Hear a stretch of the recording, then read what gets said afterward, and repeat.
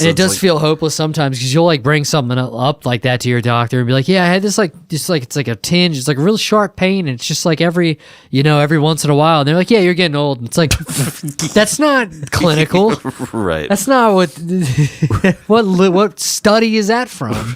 Like, well, yeah, these things just happen. It's just weird things that happen. It's like, but tests. Right. There's no tests.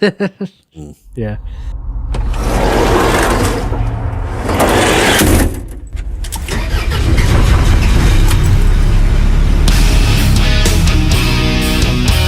Indianapolis! John, Dick, and Cheese.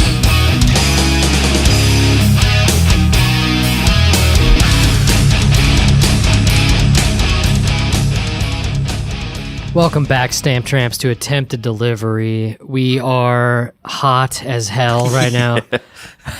Damien's air died today. Indeed. The first hot day of the season, apparently. Yep. And it's only 80s. Yeah. In here as well.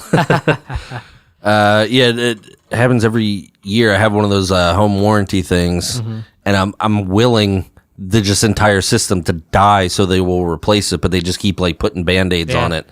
Yeah, it's a lot like the LLVs at work. Oh, yes. It's a lot like mail trucks. They just keep fixing them. Indeed. By the way, do you see that? Do you see the ones sitting there in the parking lot? The new ones? No. You didn't see him? I think I got back before you. You must have just somehow didn't see it. Yeah. I was. It was right by the stairs attention. too, so you had to walk up past it. On I the, probably walked right by it. I wasn't paying attention. Pretty close. Yeah, it's the giant. It's the brand new LLVs or whatever, whatever they call them. Yeah, I wasn't big. expecting to see those for like years. Yeah, I don't know who got their shit together, but. Yeah, I mean, it's so big. It's so bad. I like said to somebody we work with, I was like, dude, that's the last thing I want. Like, it's going to be so terrible. It's so giant. It's giant. You'll see it tomorrow. I mean, it's like, those ProMaster vans that we have, the big box trucks. It's bigger than that. What? I might be wrong about which one I'm talking about, but they're close. It's close to that. That's wild. They're so tall. Like, you can definitely stand in the back and stuff, which is probably cool. But like, right? How am I going to deliver box to box with that? I'm not looking forward to it. Right. No, I might have to look for a new job when we get those. Yeah. Because and then it's all electronic, like the gear shifting and stuff. So that's going to be you've never driven one of the mattresses. No. But the mattresses, like, it has a gear shifter, but it's electric. So do you ever drive like a new car and like, how like the turn signal is really like stiff and like responsive? Kind. It's kind of like that, but that's how you shift gears. Ugh. And then it's electric. So you just notch it down and it goes into drive. And then you notch it up and it goes into reverse, and then you press it inwards towards the steering wheel and it goes into park. Okay. And it takes forever because it's like all electric, so there's like a delay. Ugh. As opposed to like, putting the gear. Yeah, it's gonna suck. Gross. Yeah, I'm not looking for, I'll give it a chance, but like so you're not gonna pay me for how much longer it takes me to do my route every day. Right. Like, I don't want to deal with this. I don't have, and it'd be one thing if I had like a lot of apartments or something where like there's cluster boxes, but like I don't. Mine's mostly neighborhoods. Like, right. Yeah, that. Yeah, no, I'm not looking forward to it. And it's ugly.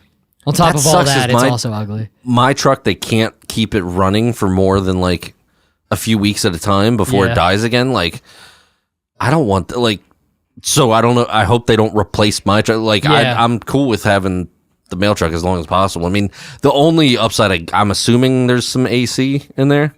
Yeah. So like AC, heat. That might be a trade-off, but still. I like said to the guy, I said to him, I'm like, dude, I'm fine being uncomfortable. I'm totally okay with that. Because then I don't want to work later just because I have AC. You know what I mean? Right. Yeah. So I don't know. We'll see. I think they're replacing the long routes first for one reason or another, but right. That makes sense. Yeah. So yeah, we'll see. Ugh. Yeah, I want nothing to do with that. Yeah, we never got. I guess we never talked about New York since last week or whatever. Yeah, the final. We recorded the podcast in the middle of our trip or whatever. Right. Yeah. So we went Tuesday, Wednesday, Thursday. Which never recording with an iPhone again.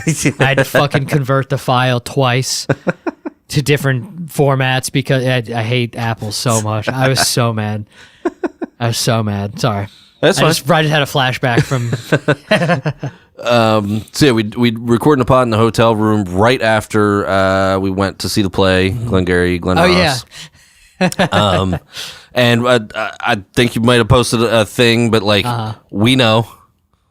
Yeah. We know. So the podcast was like an immediate reaction to the play, and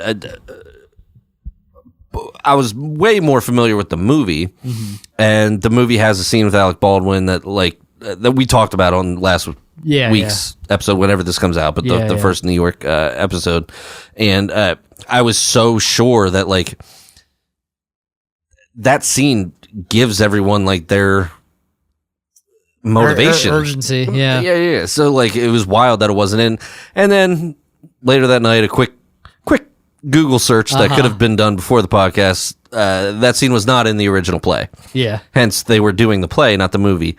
However, I'm still a little annoyed because they had merch that said "Coffee is for closers." Yeah, and that wasn't even in the play. Yeah. Wasn't in the play. That's only in that scene. So yeah, it feels like they could have got somebody to do. I mean, I don't know. Whatever they did, whatever they did for a reason. But one extra person for 5 minutes. Yeah, exactly. Yeah, out of the movie to provide motivation for all of the characters. It could have been. I don't know. I feel like I get the stage setup, but they could have just like one of the scenes wasn't in the restaurant anyway. Right. Like a lot of the dialogue from the Shelley scene happened in like a car in the rain in the movie, so it's like they could have just did the Alec Baldwin scene at the restaurant, and it would have been slightly inaccurate. Right. They could have done something. Yeah. Especially like because it's kind of a bare bones production. Not to take away from all of the work. I mean, there's a lot of people that go into that. The sets looked amazing, but there was literally just 2 sets. It was the restaurant and then the office, and that's it. And there's only 6 actors, 5 or 6, maybe 7. They didn't have, like in the movie, they actually have scenes with the couple that he closes. Bob Odenkirk's character, Shelley. Yeah. He closes that family on the thing, and they want to change their mind or whatever. But like, anyway, getting too in the weeds, but they could have done something. Yeah. But I mean, the sets look great. It's I don't know. It was just wild to not have that. But literally, a quick Google search would have solved that. But I was just so anxious to get on the pod and bitch about it. We are attempted delivery. Other than that, it was great. But and then we wanted to go to like a show, so we like looked around, and there was we went to the Stand. Yeah, that was actually the ones we got tickets when we were at the Joe DeRosa spot. We got right. Bartender gave us tickets. She also worked at the Stand, so I think she gave us tickets or whatever. Sure. Which I think she was allowed to do, hopefully. But either way, I'm not going to say her name. So that's we definitely just said, But either way, shout out now. But yeah, we basically it is sucked that we couldn't do like more open mics, but we kind of like filled both days. Well, first day we filled for sure. Right. Did the open mic and then went to the Comedy Cellar. But then the second day, after the play, we kind of got something to eat, recorded the podcast, and then basically just chilled for like a little bit and kind of went right to the Stand or whatever. But yeah, that was sick. The fucking cab. The cab drive, specifically that cab driver on the way to the Stand, because we were looking and we were like, "Fuck, it's gonna take like for some reason, I guess it was traffic time, so it was like way longer of a drive." Right, because we were trying to get there. Was it 7:30? Yeah, we wanted to get there like half hour minimum early, and so that cab driver drove like a fucking maniac. It was very funny though. And it was funny because it was like, oh well, we're not even going fast enough for this to be like a bad accident for us. Like we're safe, we're pretty safe. So he can drive, let him drive whatever he wants. Yeah, he shaved like 10 minutes off our fucking commute. I'm pretty sure. It's wild. I guess they just keep like refreshing the route or something because it would update and he would just keep doing that. So if we'd hit traffic, he would duck around another block, and then get like... Yeah, and it was so funny. He would be like waiting, and as soon as somebody was holding him up, he would beep the horn. He would just start beeping the horn, and then he would just like... I mean, he beeped the horn like the entire drive, beeping at people. It was fucking hilarious. The stand was interesting because that was... we both had kind of looked at shows and like, what do we want to do one night? And one of them was the stand on that night. And I was like, well, Janine Garofalo is cool. She's... Yeah, you know, an OG, like one of the greats, I guess you'd say. But I didn't know her stand up a lot. Knew her mostly acting. Mm-hmm. And I assumed like it was billed with her picture, so I assumed she was kind of like the headliner of the night. But she actually opened up the night. Yeah, basically there was a host that she like that. The host was really fucking funny. She was fucking really good. Yeah. I wish I would have been better about getting names or writing down names. Yeah, it's too bad. Yeah, but yeah, she went like first. So I guess I was kind of thinking like that's actually kind of sick because it probably got people in there for her for sure. And then she kind of handed it over to other comics that definitely aren't as famous. So it's actually kind of a dope thing to do. And she was kind of like loose and I don't want to say esoteric, but like kind of like train of thought. Kind of thing. It was interesting and good. Like it was funny. But I just didn't know what to expect from her stand up. It was good and funny. It was just I just didn't know what to expect. Yeah. You have to check especially out more her opening. Yeah, exactly. Opening the show, but you have to check out some of her like stand up because I've never seen it either. I don't believe. Right. But it was good. I was happy that we just came for that. Yeah. But then there was like several other great comedians who I'm an asshole and I don't know their names either. Yeah. There's the one dude from Tires, tall, redhead, kind of pasty dude. Yeah, and I barely remember. I don't even think I remember him from Tires, which is weird. But yeah, that dude was funny. He had a real like interesting delivery and stuff. But then. Yeah, and then Cam Patterson headlined. He closed the show. Right. He's from Kill Tony. I don't think you say you haven't seen him. No, I'd heard the name. Yeah, he's a regular on Kill Tony, and it was cool to see him do a full set because he only does like a minute and shit on Kill Tony. Right. And it was funny because he's a very like I mean it's Kill Tony, so I guess I'm seeing him do a minute of new because they do like new jokes. Right. Like when they have a regular, usually they're doing a brand new minute of. They're not doing just jokes. They're doing like new shit that they're working on. So I like it just occurred to me that I'd never seen him do stand up. You know what I mean? And I've never like maybe this makes me a bad comic or a bad comedy fan, but I've never actually seen a whole episode. Yeah, of I've seen clips, but like that's really funny because it's. I'm sure it's good. And like all the guests are like great comics and like they have cool people on, but like. I just to like kind of be involved and see what's going on. I joined some like Facebook or like Kill Tony fan like page or Facebook group, and I was like, these people are so fucking insufferable that it makes me not want to watch the show. Well, guess what? That's every show in existence. If you look at a Reddit thread of any fucking anything, fan base can ruin a show for sure. It's not the fan base. I don't think the fans are on there talking. It's like haters. It's the extremist. It's fans. The extremist or the fucking hate people that hate watch it, I guess. Yeah, but like I'm not even like I wasn't even seeing that. I was seeing like the people who love it so much they're fucking insufferable. Okay, yeah. So like that made me not want to watch. Like so, there's nothing wrong with the show, but I just wasn't familiar with him because I haven't watched the show. Yeah, I mean I literally have left. I left like the flagrant Reddit thread. Mm-hmm. I think, I left the Reddit. I've left. I don't even think I was ever on the Kill Tony one. I've left like all of them because it's just like the flagrant one is crazy. I don't know why they're watching the show. They hate it. They hate it. And Schultz fell off. They're not funny. They're terrible. Akash Singh just laughs at everything Schultz says. It's like, why are you watching this? How do you even know this? Right. It's so bad that you're still watching it and commenting on it. It's so crazy. It's like, Jesus Christ, why are you even... It's bizarre that somebody would spend that much time. It's like it makes me feel bad. Yeah. Like I have to stop. I can't ingest it anymore. Like I have to stop. I had to like leave it. I hate Swiss cheese. I'm not going to find a Swiss cheese fan page You're and not going to keep trying it. You don't like it. Like, nor am I going to comment on some Swiss cheese fan page. Yeah, exactly. Which I'm sure exists. Yeah. Or a Yeah. Yeah, it would be like you bitching about The Wire on a show. It's like I don't think you like the show. I don't think you like it. It's a whole lot of like trying to one up each other on like who's the bigger fan or like who has the hottest take or it's a lot of that bullshit. So it just turned me off. So no I should probably try to watch it. Kill Tony objectively, is like an exact. Like, if you want to know what fucking open, it's like the closest thing to knowing what open mic comedy is like, because a lot of people do it for like the first time on the show. They're newer or they're older. Like they've that'd been be wild if that's your first time. It's insane. It's insane. They do it all the time. All the time. They're like, yeah, it's my first time. And it's like, what the imagine those stakes. That's terrible. Right. I mean, we spent fucking the first 6 episodes before we even started comedy. Yeah, it's so dumb. Yeah, it's crazy. But I mean, it's a great opportunity because it's in front of so many more people. But it's a terrible idea.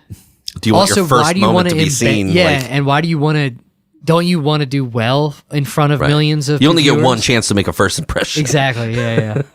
But yeah. So he was the headliner, and then there was a few comics before that. Mm-hmm. But then the drop-ins were fucking sick. Yeah. Like in the middle, actually, we kind of expected some. It was definitely like always a possibility. Like, hey, maybe somebody. But then, so Pete Davidson dropped in, which was sick, and I bet he hasn't been doing stand up in a while, right? So he and he even said that he's like, so this isn't gonna be good or whatever. Right. It's like, all right, he was downplaying it because a little bit, but because he killed. I mean, it was hilarious, right? Yeah, just telling some. Yes, mostly stories. Yeah. And then and then so like we looked at it, we were just like, oh shit, cool. This was like happy surprise. Like I said, I was happy with just seeing Janine Garofalo. Yeah. The show was great to begin with, and then he fucking showed up. It's like fucking there's our money's worth. Hell yeah. Our $0 worth. And then I don't know if you wanted to. I don't care. Yeah. The host was like, yeah, we have another. You never know who's going to come in. Yeah, she's like, the thing about New York is you never know who's going to drop in. And then she's like, this guy's a legend in the comedy community. Right. Welcome to the stage, Andrew Dice Clay. And I was like, oh fuck, all right. We just looked at each other like, oh shit, okay. Because we didn't know what to expect with the stand. Like we knew Attell was closing the cellar, you know what I mean? So the night before, so like, it was an interesting surprise, but I have never seen him live. You saw him, live a few years ago, and I didn't know what his style. I didn't know if he was still doing like the Dice Man thing, if he was like, he kind of is, but it's just like, I mean, he's still himself. He's still him. Still him for sure. But I didn't know what kind of like evolution. Like it was very much still him. Yeah. But more fun than watching him was watching this woman to my like about 10 o'clock or so. Stage right. Stage right. And like we were kind of center-ish, but like I was just watching this woman watch him with this look on her face like she was not having it. She wasn't like angry. She didn't yell out. She didn't heckle. She didn't complain. Yeah. She just had this like semi-disgusted look on her face, and I loved it. Well, and I remember when you told me, you're like, yeah, I saw this. He's like, you were like, I don't think you could see her, but I saw this girl. And I was like, oh, did he like win her over? And you're like, no. No. Well, it's so funny because I remember like behind us to the left, and then I remember like people on the right. I think the loudest people laughing in the room were women. Yeah, for sure. Like he was killing them. Right. It was just, I just remember distinctly behind us, a woman fucking dying, and then a girl like over to the right that was like laughing her ass off. And I was like, that's so funny. Right. And it's even funnier if you watch some woman just be disgusted the whole time. Because like, you can't take it. It's so over the top that you can't take it seriously. And it was. Yeah, I mean, it is crazy. It was very. I get it. Sexually driven, misogynistic, but so cartoonishly over the top that you couldn't take it seriously. Yeah, and that's why, like you said, most of the women were laughing because they understand he's not serious. Like, obviously, he would be borderline terrorist hate crime for like the story he told. But it was, like I said, it was so cartoonishly over the top. You can't take it seriously. And that, But and I always tell people, I'm like, he's way better like now. And he's better now than like he's ever been on any of his specials. And it's fucking admirable because the dude, like, he clearly does comedy for the sake of doing comedy. Like, you cannot say that he is not doing it for money because he doesn't. I don't even know if he makes money doing comedy. Well, he does shows. He does tour. Sure. But like, I don't think he's not. I mean, he could still probably do way more. Right. And it's he like can do whatever he wants, kind of at exactly. this point. It's like clear to me that he's like he loves doing comedy, so he's just doing his thing. And like, I don't even know if he fucking told a single like. I don't remember any of that material from when I saw him at Magoobies years ago. Right.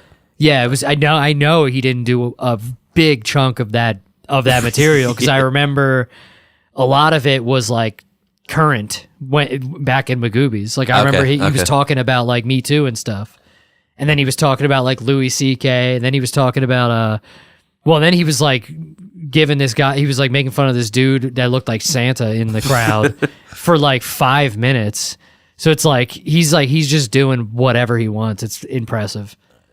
I wish I had gone. You guys called me. You and one or two other people, or a few other people were going and we called. had an extra ticket. Yeah, and it was one of those things where like I thought maybe like staying home would get brownie points, and those brownie points long expired. But the memory of seeing, well, that it works out because you got to see him anyway. So. Yeah, for sure. Yeah. But it would have been cool to see his show. A full length. Yeah. Now show, when he did his show, he did do.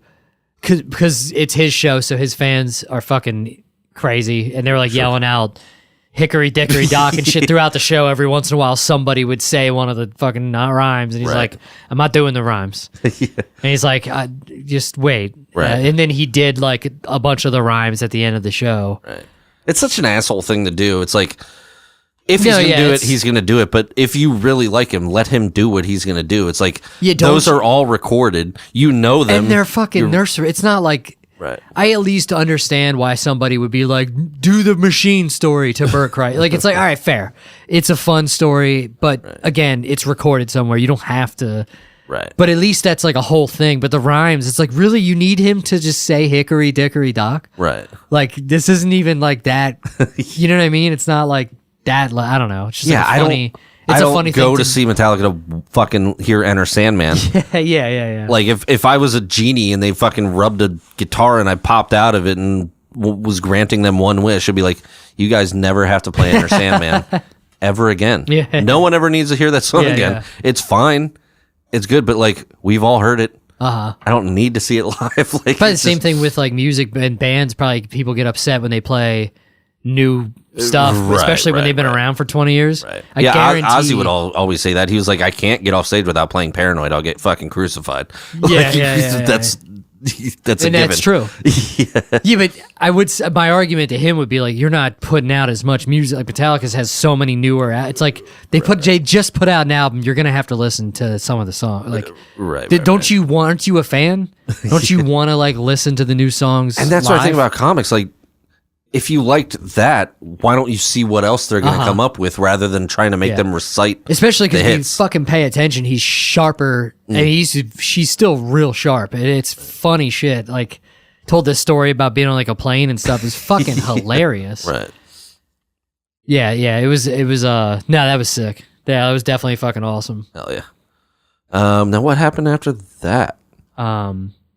I don't think. The only thing I can think of, we did go. We did go to that diner. It was a very touristy diner because it was near Times Square.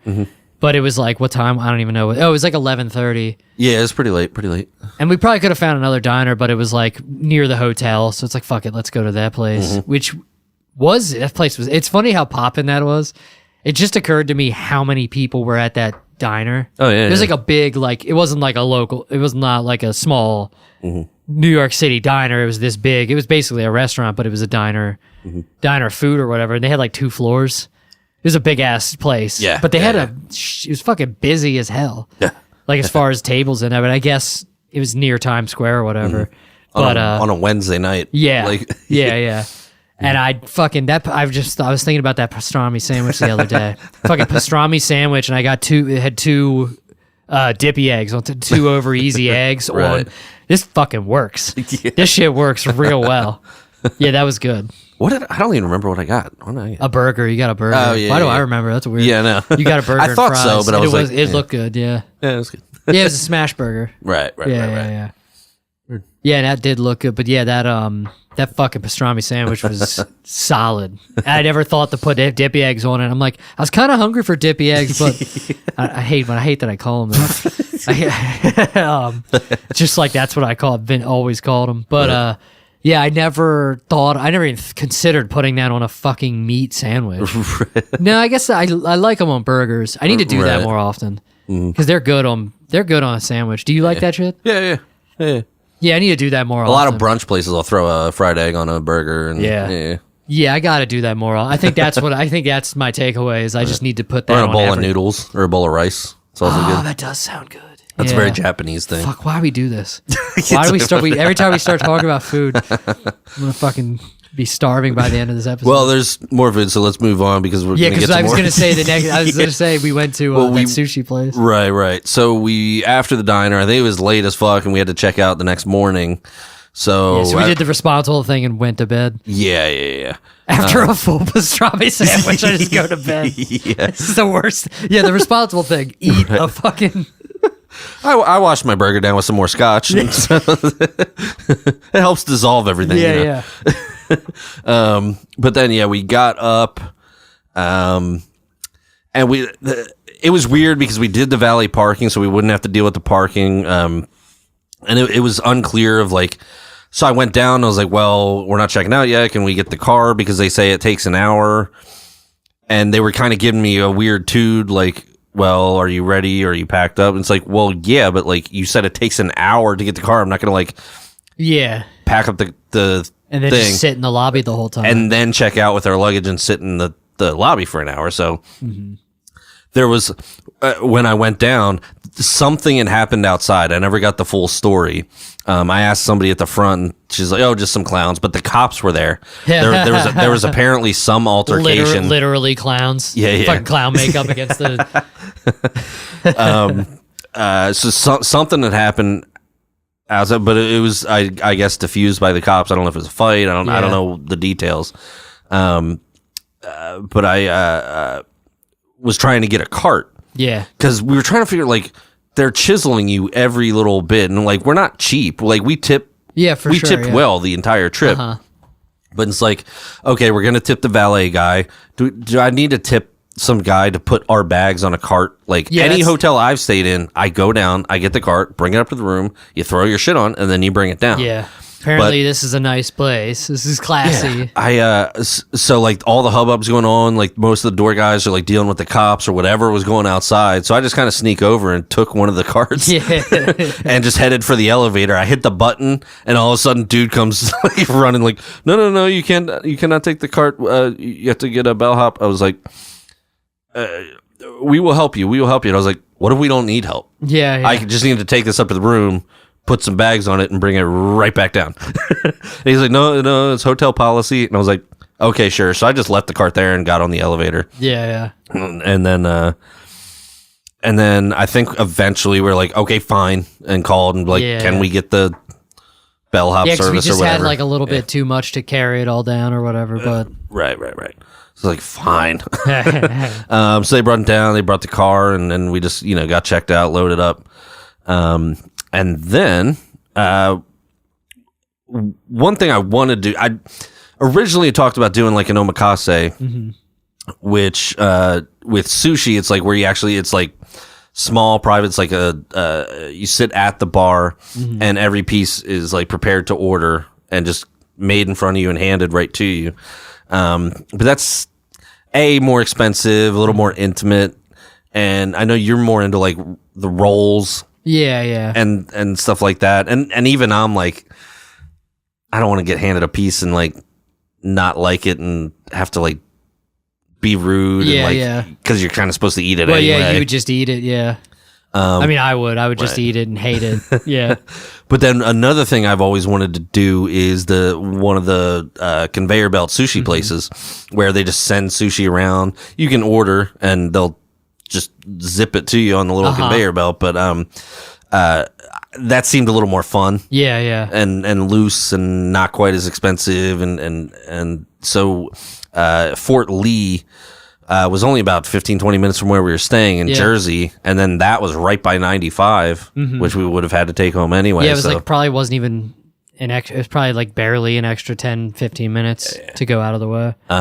So it's called Kura, Kura. Yes. Yeah. Yeah, we went in. They kind of explained how it worked. We didn't know because we had never been. Yeah. And they'll just send around stuff. There's a little sign in front that'll say what is on the plate before. Like some you can tell if you know sushi, you'd be like, oh, that's tuna coming around, or that's a tamago or whatever.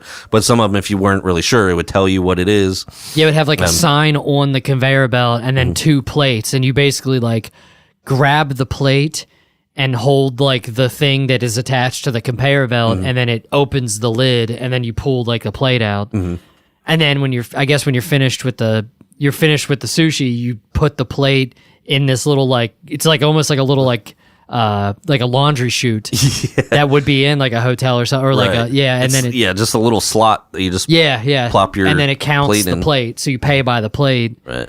And the price was comparable to a regular sushi experience. Yeah, for sure. I thought, I and we fucking went hard too. It's not like we did. Yeah, that was. I don't know if I I wonder, is there anywhere like that near us? Because I don't. Philly would probably be the closest.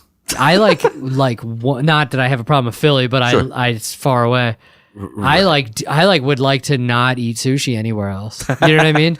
It was so sick to just be able to fucking. There are places where you can there is some all you can eat places where you they give you the paper and you'd be like, all right, give me one of these, 2 of these, one of these. The all you can eat ones, I thought the quality goes down though. I've had it. I went to one and it was good, but it wasn't this. Still felt like it retained the quality of anywhere else. Yeah, this was also the spontaneity of not necessarily knowing what's coming around, and then until it comes, and the then safety net of being able to order it by order anyway. Right. Yeah, I think there was a couple pieces I wanted to try. They had a cucumber salad. It ended up being a little salty. But it was cool to try, and I felt like I needed to have a vegetable. We got some thing of sake and a couple beers. But like you said, the price wasn't way more than we were especially being so close to New York too. The prices really weren't that bad. Yeah, in hindsight, it was probably more expensive because I realized that I was considering the price.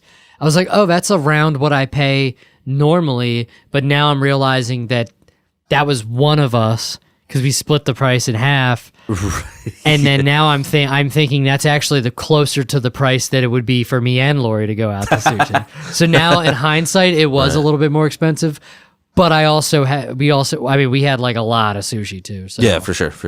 So I guess that could be a toss up. Right. And you, it was funny. After 15 plates, you get a little prize. Yeah. And it was just a little peanuts charm, like Charlie Brown or something like that, a little charm or whatever. I think we ended up with 22 plates.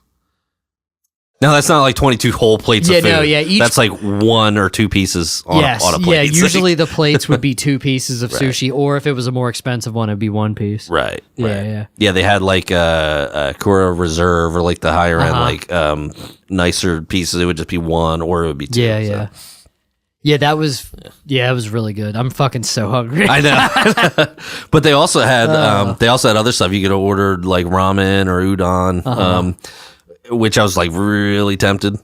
Yeah. But all the Asian places close early in New York, and by early I mean by 11. But because we were thinking about doing it after the stand, but it was but a lot were closed at 9 or 10. I mean, it was during the week too. It was that's Tuesday or Wednesday. So, but even on the weekends, I remember seeing on the Google thing, it was they were only open an extra hour or something, maybe 2. Yeah. Which I mean, they probably don't want to deal with the drunk late crowds. Let the diners and the pizza I don't blame them. places. Let the fucking pizza spots take care of them. Yeah, it tracks. But yeah, that was super awesome. Then we just bounced, got on the road. And that was about it. Yeah. As far as the New York trip. So. Yeah, it was really fun. I definitely am excited. I'm like excited to go back. Yeah, honestly, I plan on going back more. It was really fun. It feels so far away, but it's like that really wasn't that bad. We don't necessarily have to stay at that place either. Yeah, for sure. Not that it was like bad. I mean, it was close to everything. Like it was great. We walked to an open mic, which was sick. Yeah. But it definitely felt like more doable. Yeah, it was really expensive. Yeah, but even still, but we could do it less expensive. Like we were trying to make the most out of the 3 days. Yeah, we could learn how to use the subway system or whatever. But that's intimidating when you only have 3 days. You know, I don't know. Right. It was, and it's so much easier to just be able to walk to fucking all the things. Right, to walk or Uber or whatever. Or cab. I would prefer to not. Just because then it's like, all right, let's say we did the same thing, but we were staying in Jersey. That means at fucking 2 a.m. after the cellar, we would have had to go to Jersey. That's like probably 30 minutes guaranteed to go back. It's like, it's either a way more expensive Uber ride or you're paying to park somewhere. Exactly, yeah. Now, so I think it kind of all the solution to that would be go to like Philly or somewhere and take a train. Mm-hmm. Then you're not doing any, but then you got to carry stuff. Right. So yeah, and then you are Ubering. Like I mean, depending on where you are, I guess. I mean, you still have to Uber everywhere. I didn't realize Subway or whatever. But. I didn't realize that the cabs are connected. I mean, people have been in New York. This is probably like years old. But you last time you were there wasn't years ago. Yeah, there wasn't Uber the last time I was in New York. That didn't exist. But I didn't realize that Uber typically, like around here, I'll just pull up Uber and it's like just some dude in the car. Yeah.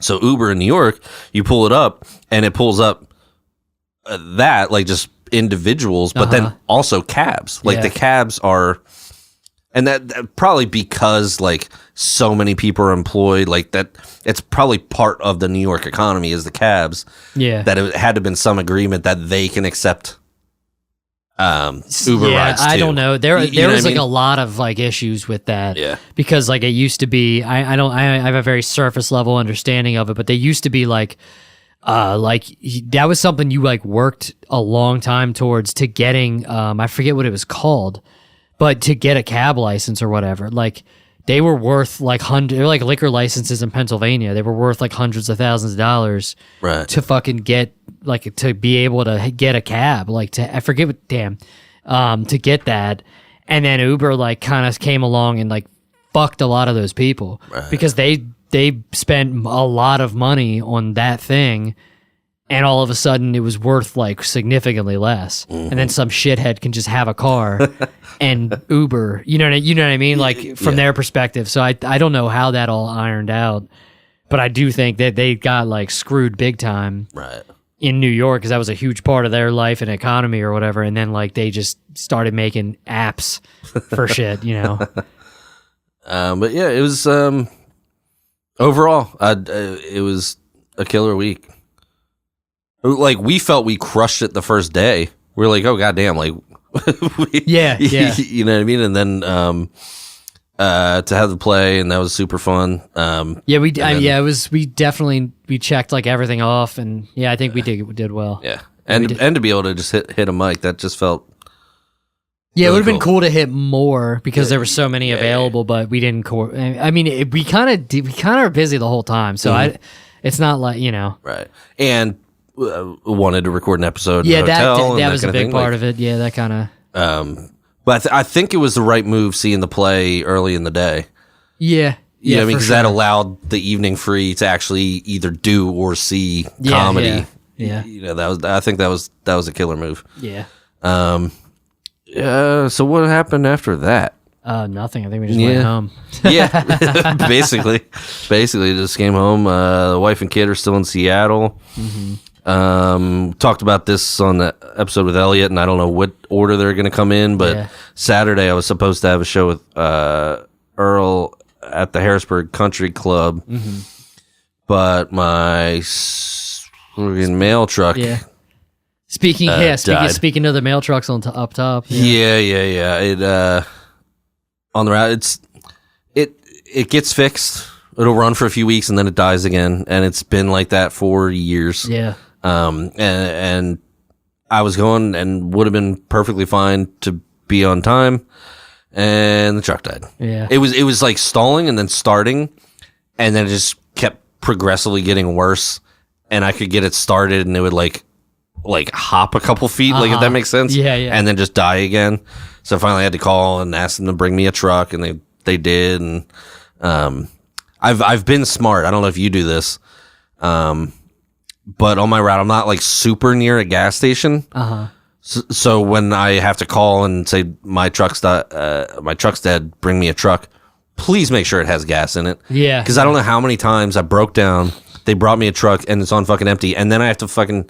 Yeah. I not only had to wait for the truck, now I got to fucking make a half an hour round trip just to get gas to come back to the route. So and it's like not. I mean, I can't blame them. I wouldn't have thought of that. Right. If I was a supervisor and I went to get in the truck, I wouldn't even have. I didn't either the first time, a couple times, but it happened enough where I'm like, I'd have to say something or else they will bring me a truck that's on empty.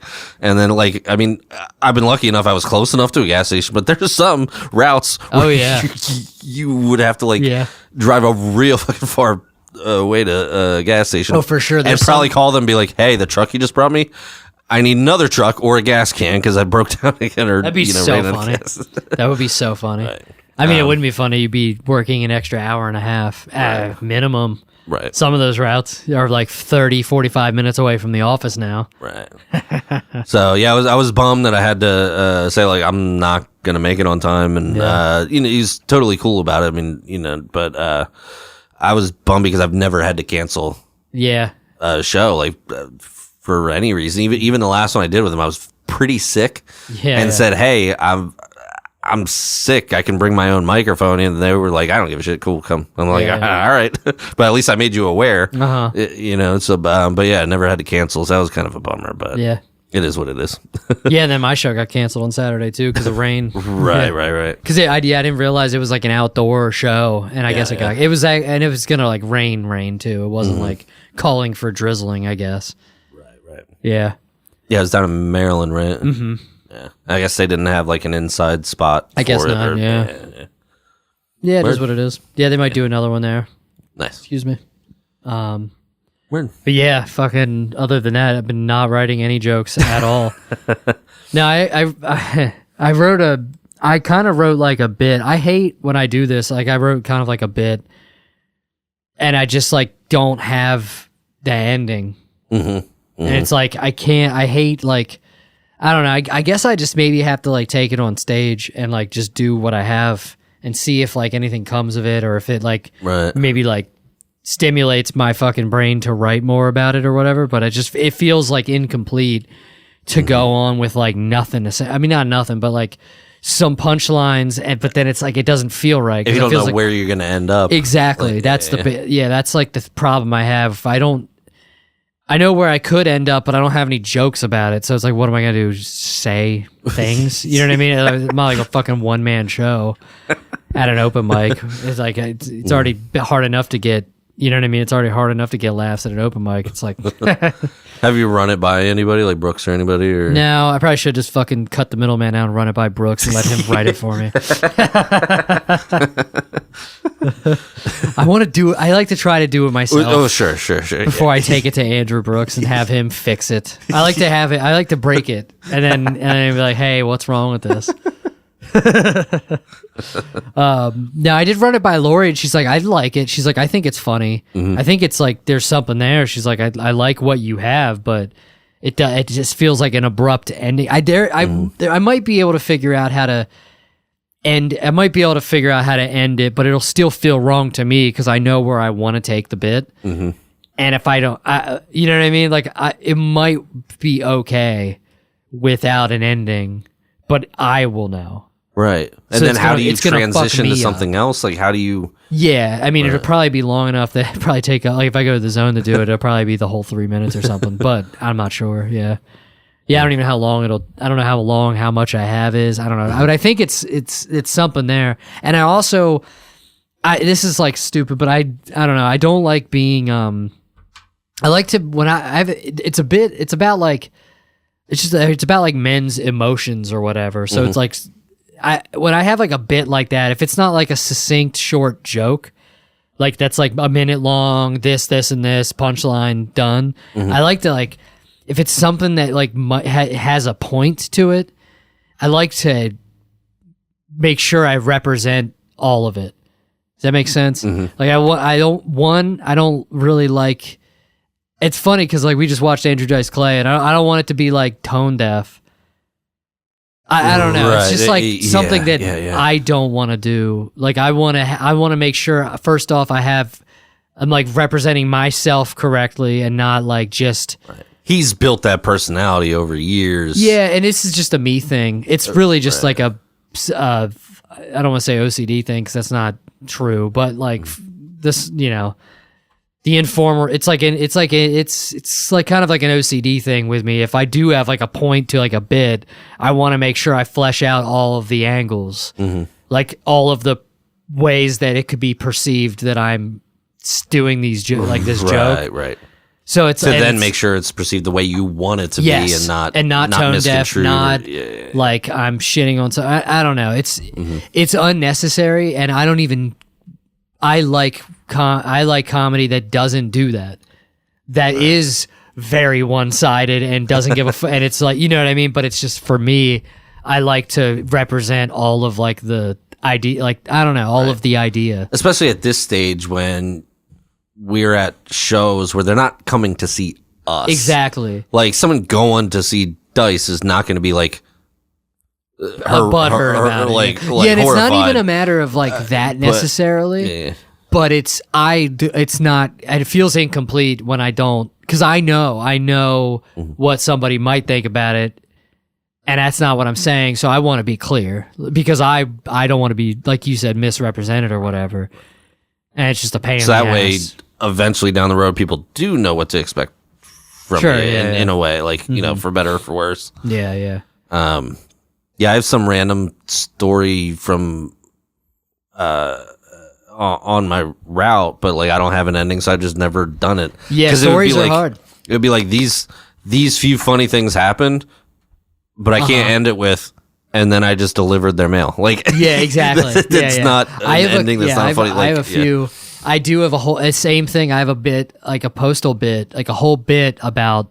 Well, I have a bunch of like short jokes, but again, they're not. I don't know. I feel like I need, when I have like a chunk of material, I want to be able to like end it, and again, don't have the ending. I even have like a whole angle for a section of it, but again, there's no like end to it, and it doesn't feel right doing it, and I'm trying to write it, but it doesn't seem to work taking I've never had luck taking the incomplete bit and doing it and then like coming up with something afterwards. It's not, I mean, maybe I'm a better comic now, so maybe like it'll work that way. Maybe I can do that, but like I don't think it's gonna, I feel like it's not gonna work, and then I'm just gonna do the bit that doesn't work. You know what I mean? I feel like that's what it's gonna be, like it always had been. Right. It would be me taking an incomplete bit on stage and then not finishing it anyway. So it's hard to be. And then you'll motivated. have a sour taste in your mouth about it, and like not go back to it anymore. Yep, I will. I won't even think it's funny. So yeah, stories are difficult.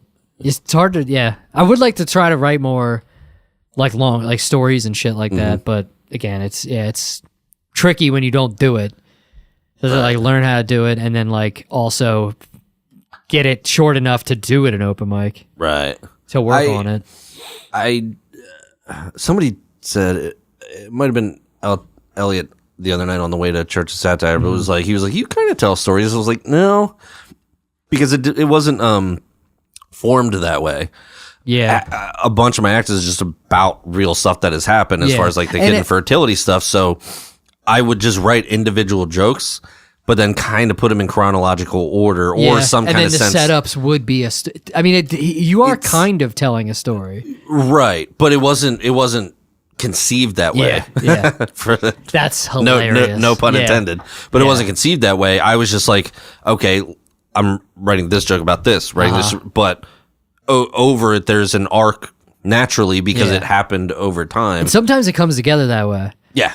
Like that's actually the men's in motion thing. Like I thought of this angle and I already had a tab in my phone with one joke in it. And I was like, that it's literally that one joke I wrote like a while ago, but it's like, what this random joke that's out of context, doesn't make sense. It's a very stupid, literally, yeah, like it was literally like a tiny, like a sentence that just doesn't even mean anything, really. It was like an observation, like just basically like men were like just allowed to have emotions in like 2012. And that was basically, and then like a joke after that, but that is what I had in the thing. And then I thought of this like whole angle that's like different, but I'm like, oh wait, there's that joke can go in there. So sometimes I have like so many notes that it's like, this joke is going to fit in somewhere, at some point. Right. And I'm just going to be able to like, oh, I'll throw it in this fucking bit. But yeah, I guess that's what you did, but like a bunch of times. Yeah. It was just kind of like writing about things kind of as they happened. So there is an arc to it, but it wasn't conceived like I'm going to tell this whole story. Yeah, you wrote jokes, and then the setups to those jokes form transitions in between the other jokes. Right. And yeah, I just I chickened out of doing it the other night at Church of Satire. I went there for the first time for their mic, which it's an awesome place. Yeah. It's so set up for comedy. Everything's like literally angled in towards the stage. Yeah, it's a sick room. It's a skinny room. You don't get like the horseshoe effect where no one wants to sit up front and everyone's like kind of making a ring around the back. And the room projects all the sound toward you, so I feel like you get a good response. But I chickened out of doing one because it was like, you kind of want to make a good first impression at a mic. Like I didn't want to like go up with nothing, so I kind of did a mix. I did a couple new ones, and a couple like I didn't even necessarily consider them a joke, but like I had said to people in like the last couple weeks, like it felt really good and I felt really loose. Yeah, which is fucking weird because usually if I'm in a new place, I'm like super anxious and like, so I felt good. I strangely felt good. Yeah. It's kind of how I felt in New York. It was like it was just like fine. Yeah. Like going up at the Grizzly Pear or whatever. Yeah. But yeah, I there is a new one that's within all the baby stuff that I wanted to try that just to keep that going. I am worried about how long I can do some of my jokes. Like there's a shelf life on that one, or like unless I rewrite it and that kind of thing. But as long as I keep them going, then you know, it is what it is. But there is one about singing my kid to sleep that I chickened out of doing. But at least I have something to look forward to the next mic I'm able to get to, rather than feeling like, all right, am I just going to go up and like knock the rust off of some other things, or can I do some new stuff? So there's a couple things I want to try. So nice. Hell yeah. Yeah, I don't know. I'm trying to think of anything. Yeah, I just want to get. That show. Well, the show that I guess the show this week got canceled or got postponed. Fucking all my shows are getting canceled. No, this one got. What show was this? The skate shop one. Yeah, this one just got postponed because they kind of like it's hard to do shows in like June anyway, but they like it's a little like late notice ish. It was a benefit for skaters because they're like all homeless, or like what is the No, it's not the benefit skaters, it's for skate parks. Oh, skate park. Okay, that makes sense. It's to give them a home. Okay, so they can live in the skate park. They can live at the skate park. Yeah, and I think they're putting it off till not putting it off. That makes it sound weird, but they're gonna do it in what's it called? September. We're just gonna do it in September, and that way we'll have more time. They're just kick flipping it down the road. Yeah, it just makes sense. No, I'm kidding. Yeah, so they're just we're gonna do it in and I think it's gonna be the same lineup and everything. I think everybody's still available, so right. Yeah, which will be whatever makes the show better. So I'm psyched. Either way, I'm still psyched for that. Nice. It should be fun. Oh yeah. Maybe I could write some more skateboard jokes in that time. It's hard to write. No one gives a fuck about skateboarding, so it's really hard to. It's really hard to do skateboard. Although I guess there'll be skaters there, so maybe I can write some niche skateboarding jokes. Right. I got to skateboard more. I have skated recently. I got to start skating over the summer just in time for 9,000 degrees out. Fucking. I was debating bringing this up. Do you have any shows or anything other than that, like coming up? Do you have anything? I don't think so. No. Don't you have one with Karen? Oh yeah. What is that? Yeah, that'll be Juneteenth Eve. Nice. Yes, so next week. Yeah, next Wednesday. Word. Yeah, that's cool because then I get to be off for Juneteenth. Nice. In honor of the Postal Service. The Postal Service. Unless they're taking that holiday away. I mean, yeah, we'll see. Yeah. They're not taking a paid holiday away, so I just won't show up. Yeah, I don't have. But that's any... in Carlisle, Back Porch Brewing. So. I don't have anything booked. The only thing I have going on is they haven't announced the dates for Harrisburg Hilarious yet. Oh shit, I forgot about that. Yeah, I forgot to sign up. I mean, I was kind of waffling back and forth, and then I guess I ran out of time. but also you're like already hosting there, so like, yeah, what are you going to earn a hosting spot? I could earn a feature spot. Well, that's true. That's true. Yeah, that I don't know when my first round. I think the Lehigh Valley one. I think my date is June 25th, which is my brother's birthday. Nice. But I have to double check because I think they shuffled some stuff around because some people weren't available. So, but that I don't have any other shows outside of that. But I debated bringing this up, but because it wasn't bad news, I can go with it. So I had a doctor's appointment this morning. Ass o'clock in the morning. It was like 7:15, so I had to be there like 7:05 or whatever. So I for a while, maybe even a couple of years, every once in a while, I will have like a sharp, like not sharp pain, like a throbbing, like sudden pain in my left nut. Yeah. Just randomly out of nowhere, where I'm like, yeah. You know what I mean? And it won't last super long. Nothing specifically brings it on. It just kind of happens. And my first thought is ball cancer. Yep. So I had just like a general like yearly physical appointment last week. Believe it or not, despite what you see, all my numbers were good. Yeah. Like everything looked fine. Sugar, all this stuff. My, the LDL cholesterol, the bad one. Yes. Was a little high. Like I think the cutoff is 200. Mine was at 212. So my doctor was like, it's a little elevated, but I'm not like super concerned because everything else was in normal range. Yeah. Believe it or not, I didn't believe it. I was fully expecting. Yeah. But, yeah, all good. But I brought up like it's been embarrassing, but I'm getting older. Yeah. So I was like, I should probably have that checked out. Yeah. Instead of ignoring it like I've been doing. Yeah. So my doctor was like, well, I could take a look, but like, why don't we just schedule you an ultrasound to actually see because, you know, anything after that. So that was my appointment this morning was an ultrasound. Nice. Which my only experience so far with ultrasounds was watching the wife have one when, you know, we were looking at the baby inside. So it was pretty awkward. I didn't know what to expect.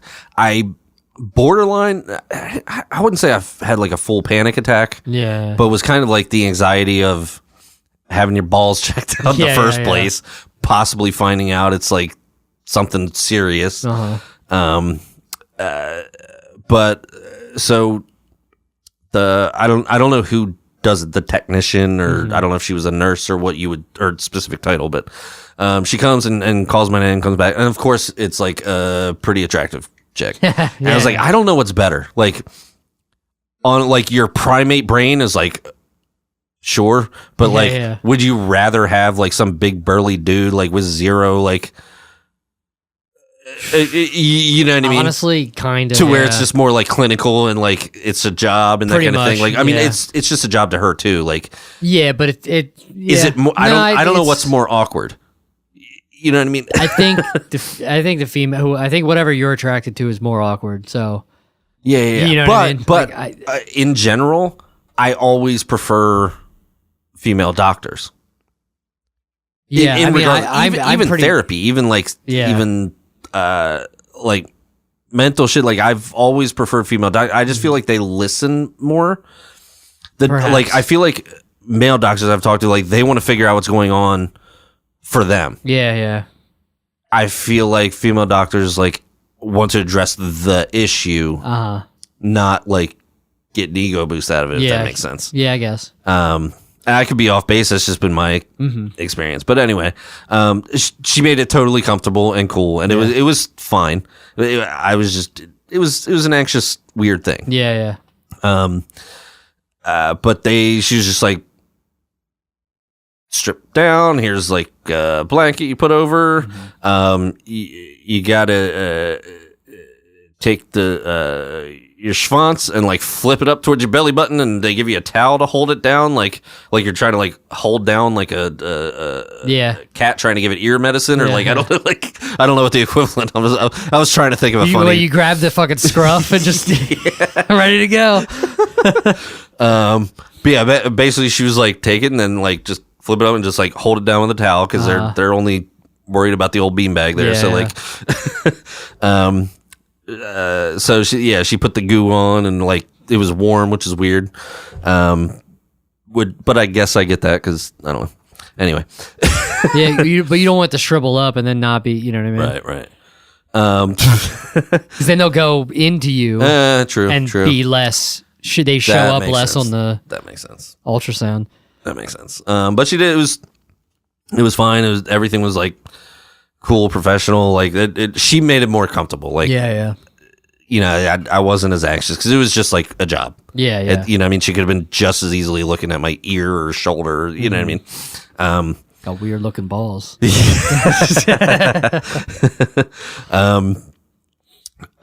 But so like the pain was in the left one, and like she's like, we're gonna start on the right side, and she'd like to get a baseline, like to compare. Yeah. And then she does on the left, and she's spending like a long time on the left side.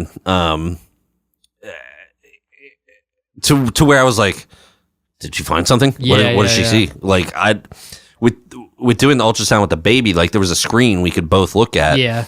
I'm not seeing a screen. I'm just staring at the ceiling, wondering like, okay, am I going to lose my left nut? Are they going to like cut it off?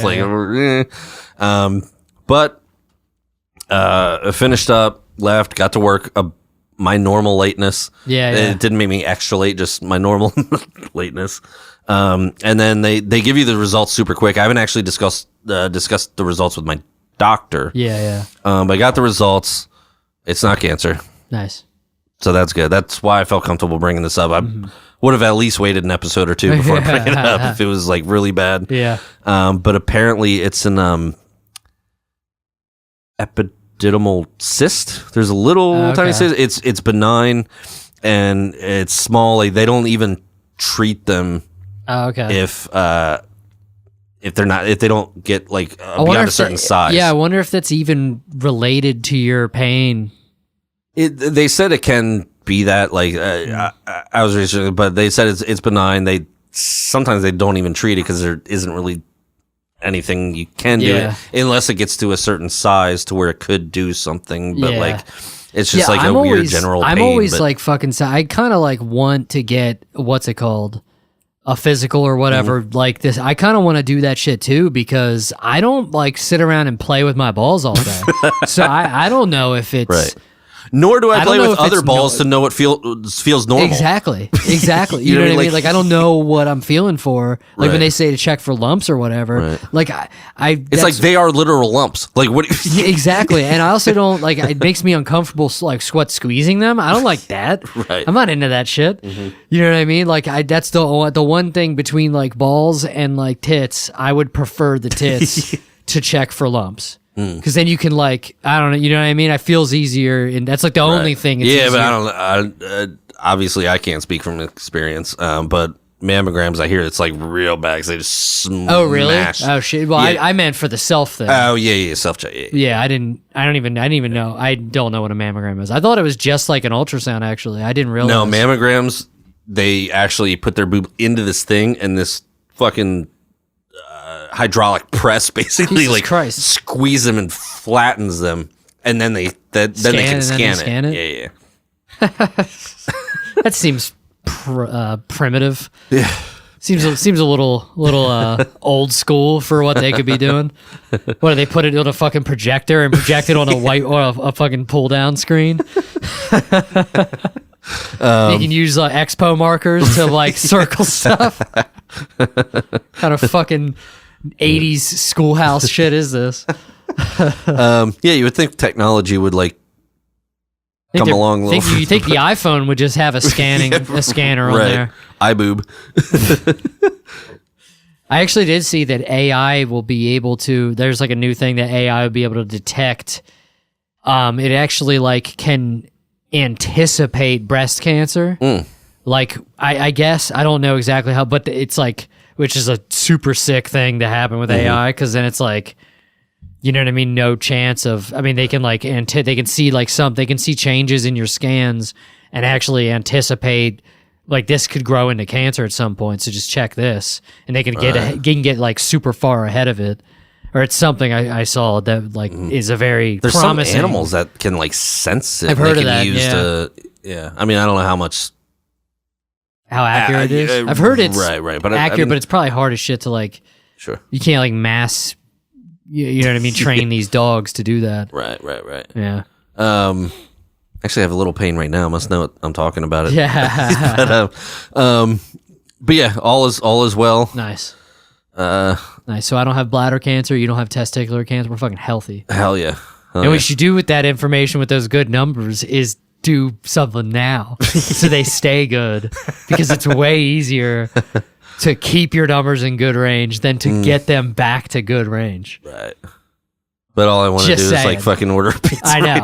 Because we're talking about food. Yeah, we were just in New York and I didn't take care of myself there. No. I had a pastrami sandwich with fucking dippy eggs on it at 2 a.m. So 1 a.m. Yeah, whatever. Close enough. But that was it. Yeah, I don't know. I just thought that was interesting to bring up, for me at least. I don't think anybody else wanted to hear about it, but I did. You know, I tend to overshare, so I was like, why not share this? Yeah, it's been a while since you overshared, yeah. Yeah. And it was good news. Like I said, I would have probably waited a little bit. Yeah. If it had been bad, but I guess got your material a little bit more tight. Yeah. Nice. Iron out the wrinkles.